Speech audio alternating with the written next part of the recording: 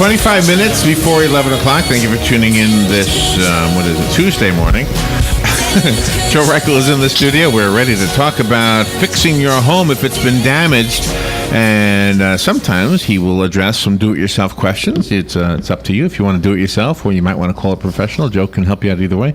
And, of course, Joe is from Damage Control Services here in Ocala. And good morning, Joe. How you doing? Good morning. I'm doing wonderful. You are following Brad Nimmo, and you and he are kind of in the same theme, I guess. We build houses. You build houses. We fix things. Wow, and you also are always involved in all these different community improving events. Yeah, he hosted with Habitat hosted the Strawberry Festival, and I went.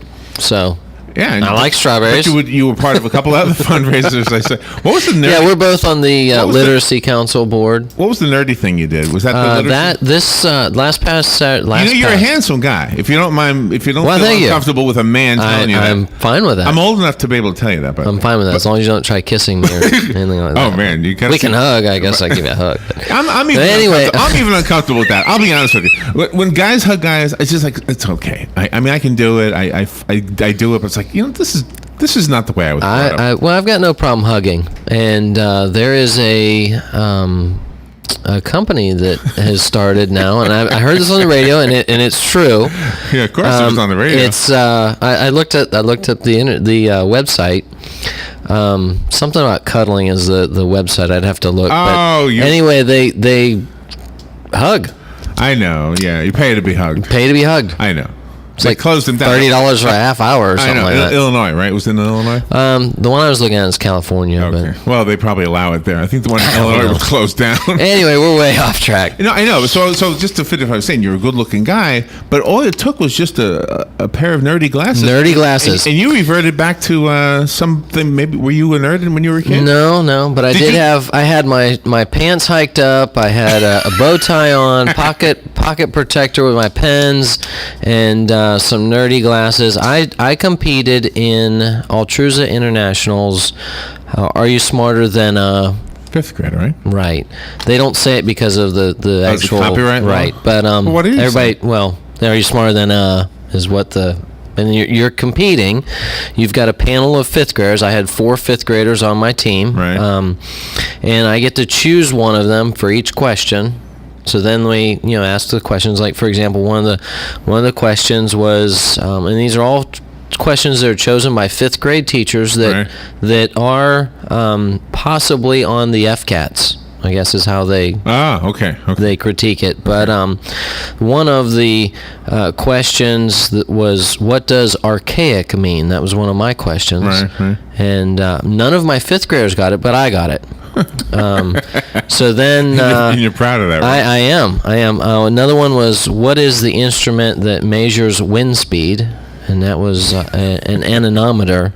I did not get that, but my fifth graders did. Oh, wow. And then the other question that I didn't get is, what was the law that required U.S. colonists to provide housing for British troops? And that is the Quartering Act. I didn't know that. Is it still in place, or did we do away with that one? I'm pretty sure we don't have to do that So anymore. if they come over, I don't have to share my bedroom with them, right? You don't. But anyway, that Altruza International was the fundraiser, and I was representing one of the companies that was a major sponsor, which is Closet Made this year. That was my company that I represented as their team member.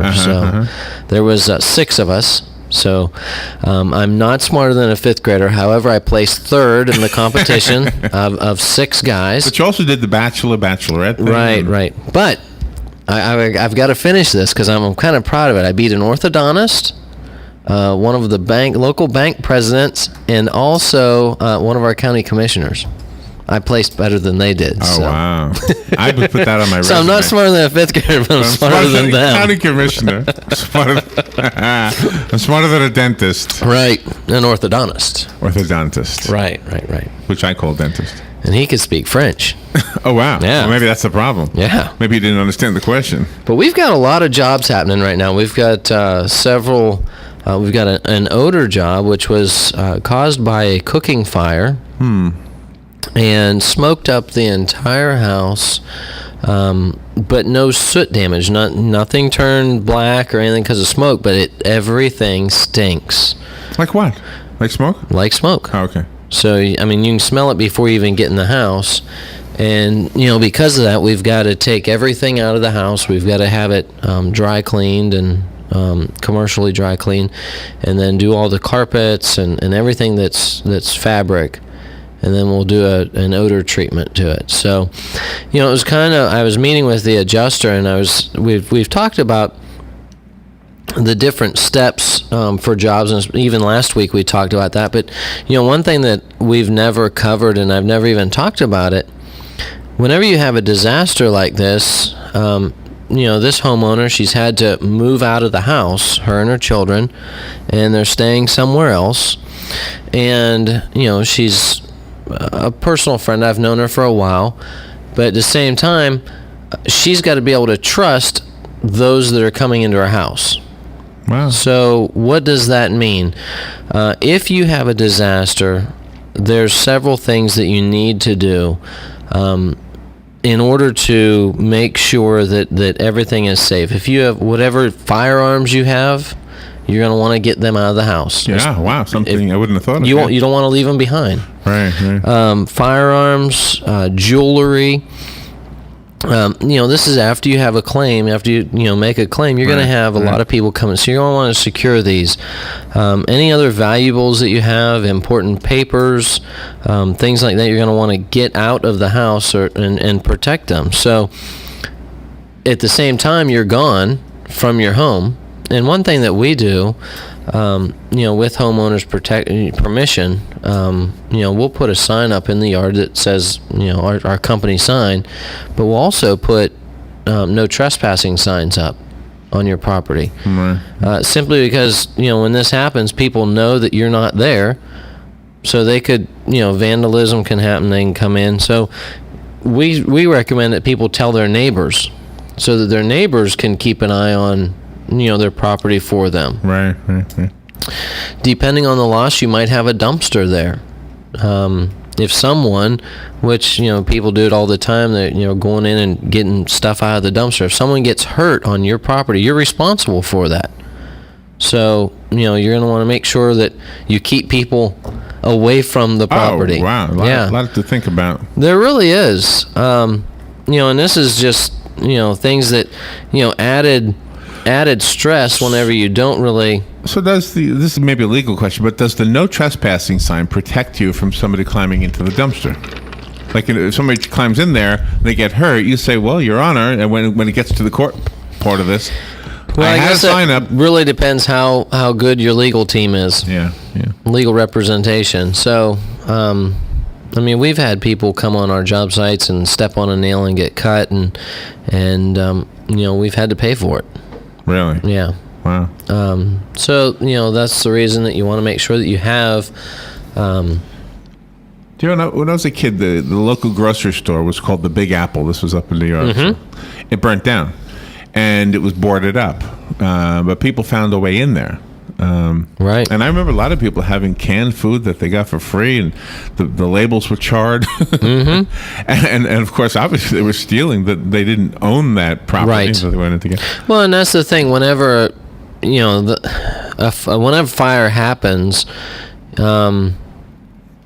your insurance is going to pay for that food to be replaced, because once it gets heat damage to it, it's no good, right? It's not really good, no.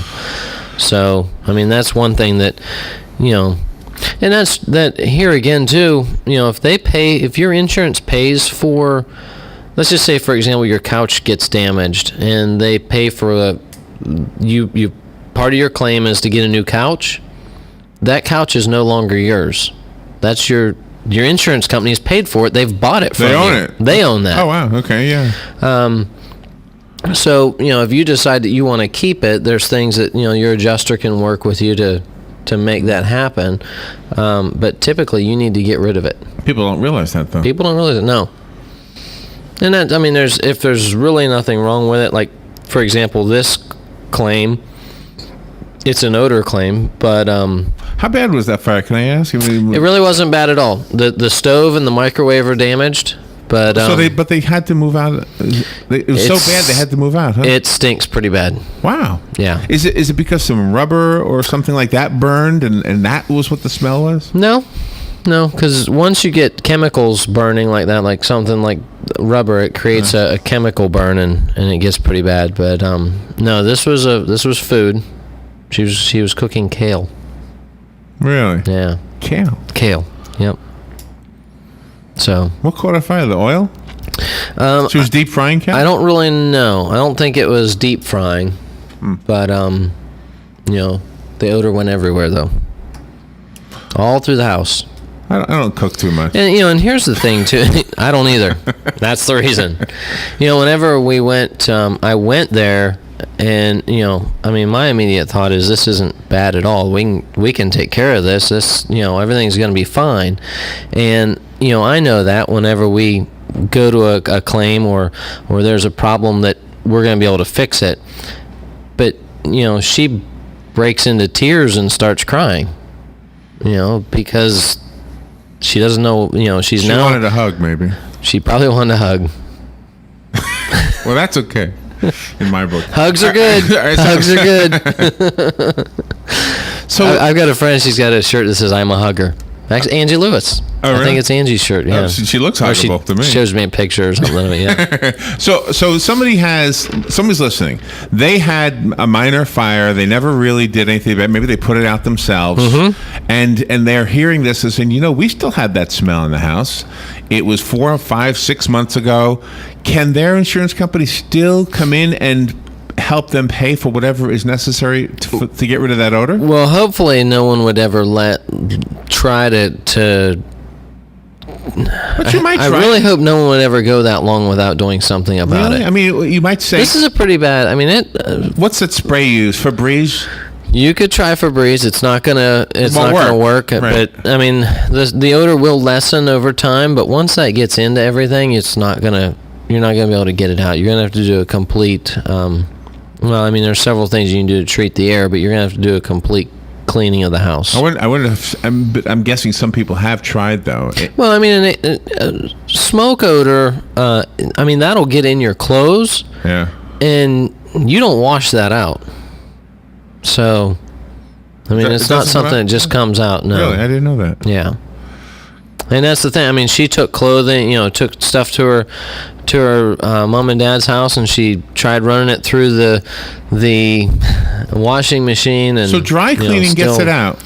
Well, you've got the company that we use is a Restoration Dry Cleaning. Okay. And they specialize in smoke and fire restoration, as well as mold and water restoration. He gets the different odors out. Is that the upholstery also, or just clothing?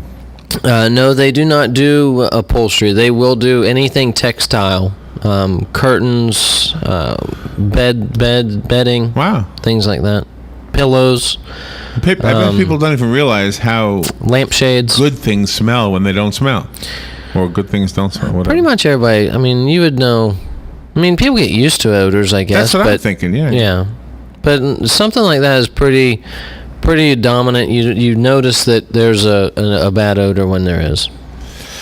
So how on the scale of percentages, I guess, how many jobs do you have that odor is actually a part of the damage, the restoration process? Not very many.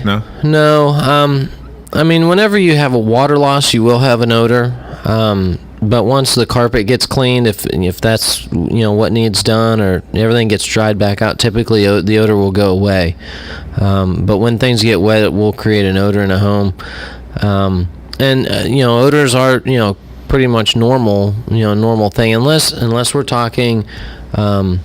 They call it a Category 3 or a sewage loss, something like that. Oh, yeah. Then things need to be treated differently.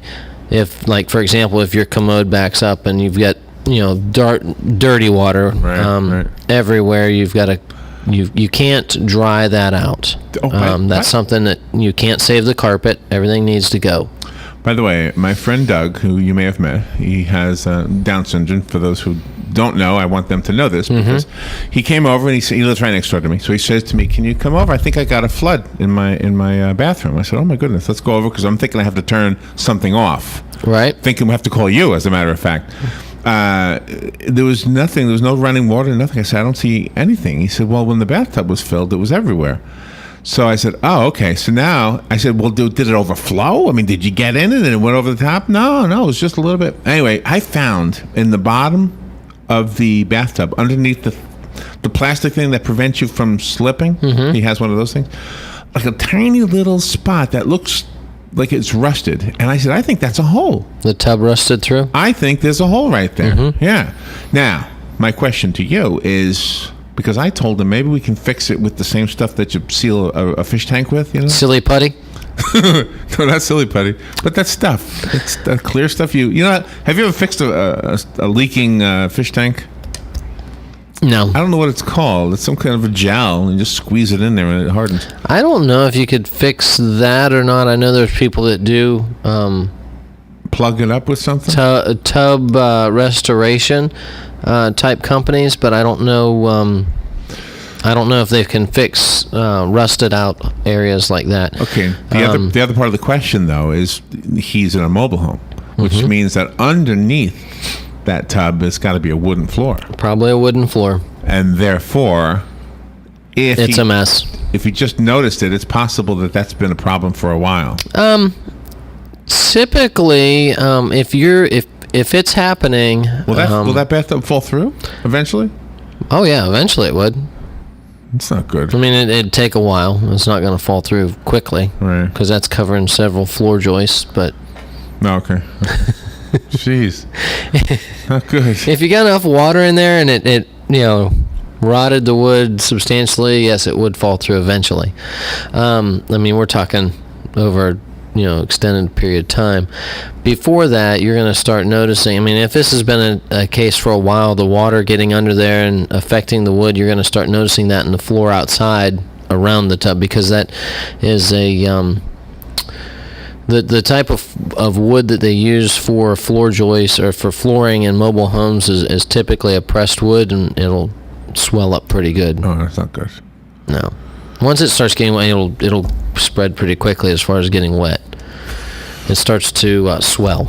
So is there any way that the do-it-yourselfer can look under there? I mean, how do you do that? Go underneath the whole thing? Well, climb under the trailer and you want to go to that area, but there should be insulation that's fastened up there, so you'd have to pull that apart to see what's under, what's in that. Sounds like we need to call you, but you don't do mobile homes. Well, we do work on mobile homes. Chances are there's no insurance, though. So. Well, and, a case like that, as long as if it's something you just noticed, water's just started to come out, fix the tub, get the tub fixed as fast as possible. Yeah. Some sort of a Band-Aid, or replace the tub. I mean, we've replaced tubs where they've rusted out around the drain. We'll take the tub out and put a new tub in, but I've never, I'm not sure about patching something like that. So, okay. By the way, the phone lines are open. I don't want anybody to think that this is a conversation just between Joe and I. If you have a question or a comment for Joe, the number is 622-WOCA. That is the WOCA Climate Control Source Hotline. Joe, of course, from Damage Control. Make sure you get one of Joe's magnet business cards, because you won't need him until you need him, and then you'll have the number. Then you got the number. I just got my phone book. Speaking of, you got what? I don't mean to interrupt you, but I just got my phone book, and it's so small nowadays because everybody's got cell phones, and the phone book is not like it once was, is it? Sure isn't. A lot of people have stopped advertising in the phone books and whatnot because people just do online searches for everything, and that's, I mean, we've all got smartphones, and that's kind of what the direction we go. So, I got a text earlier this morning, a little bit ago, from a plumbing friend of mine. Owns a plumbing company. He's even called in different times, Alan Curry Plumbing. And he was telling me about a restoration company that was trying to get business from plumbers, and they're doing a $1,200 referral fee to plumbers for referral jobs. Wow. to get their jobs. Wow. And I was telling Alan, our average flood loss. Somebody has a pipe break. I mean, these can be anything from, your washing machine goes and water's everywhere, your water heater, the ice maker, dishwasher, the ice maker on your refrigerator. These lines go, or commode break, something like that. The average dry out cost for a restoration job is $2,500. Wow. $2,500. This company is giving referral fees to plumbers for $1,200. $1,200 referral fee. So I'm not sure where this money's coming from. This is the first I've heard of this company and them doing that. But just as a homeowner, beware. If you have a disaster or something happen, beware of who you're getting as who's referring you. And just because it's a referral doesn't mean it's going to be someone that you can trust. Okay, I guess is where I'm trying going to with this. I don't know if I'm needing to read between the lines or not here. Well, so there's somebody we shouldn't be trusting. Well, and I don't know the company. I don't know. Okay. But I'm just saying, if a plumber is getting a $1,200 referral fee for a job, I mean, we pay for a referral fee, but it's $250 to plumbers for referral fees. So, the money's got to come from somewhere, and you still need to get the same amount of work done. Yeah, right. So some of that money is getting eaten up in the referral fee. Well, it would be getting eaten up in the referral fee. Your insurance is maybe being billed more than they should be. Right. In order to pad the jobs and make them. Wow. So how do you protect yourself? I mean, how do you know? How do you do the research? Well, I mean, I prefer to hire a local company. Do you know automatically that somebody got a referral fee? As far as a homeowner, would you know that? If I need a plumber, and Robin recommends this guy, and she gets a $2,500 check. Well, I don't know if what it is. The plumbers are getting a referral fee for referring the restoration companies.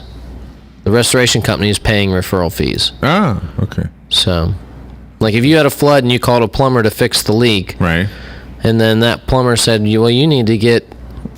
Gotcha. ABC Restoration. ABC Restoration comes out and, they take care of you. They bill your insurance, but they're giving a kickback to the plumber.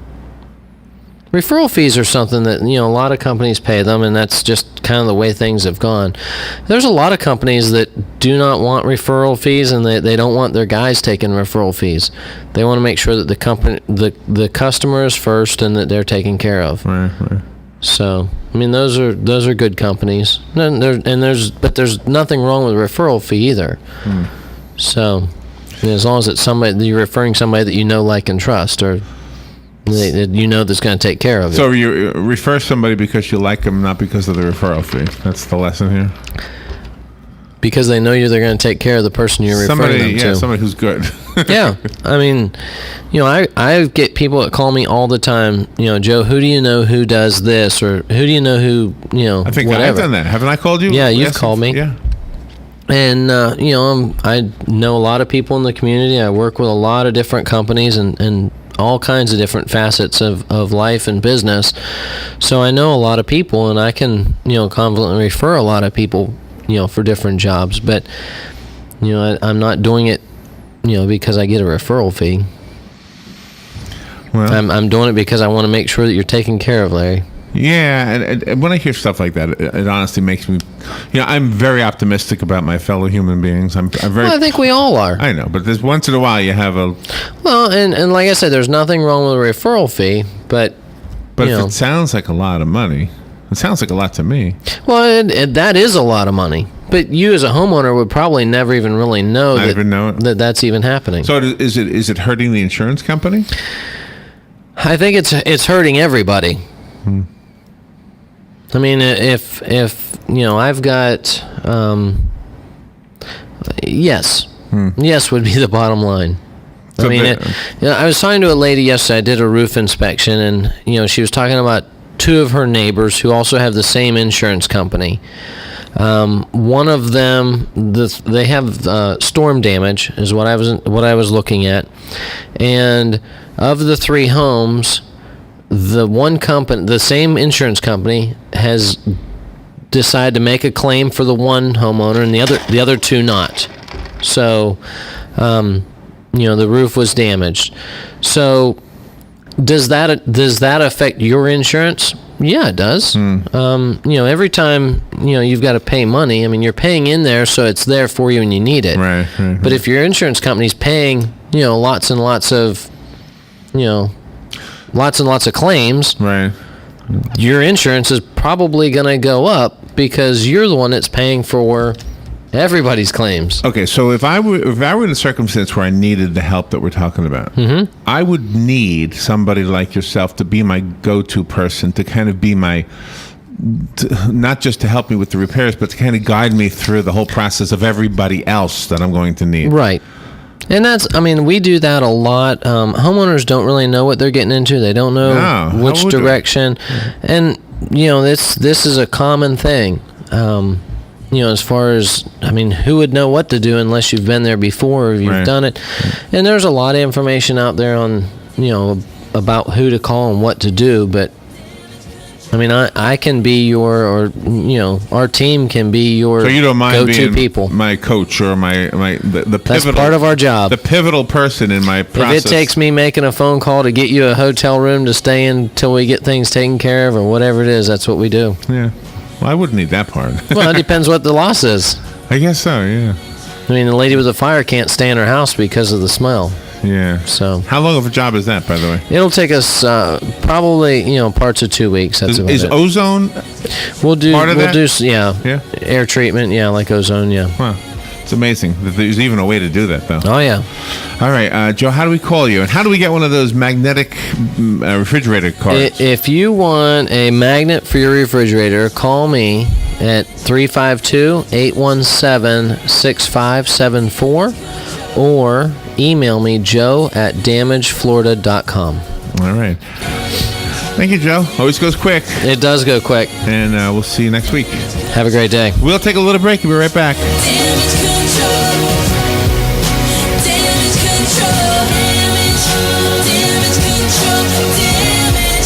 Ocala's information station, 1370 WOCA. Ocala. ABC News Now. I'm Karen Chase. Search teams looking for that missing Malaysian Airlines plane are now focusing on an area west of its last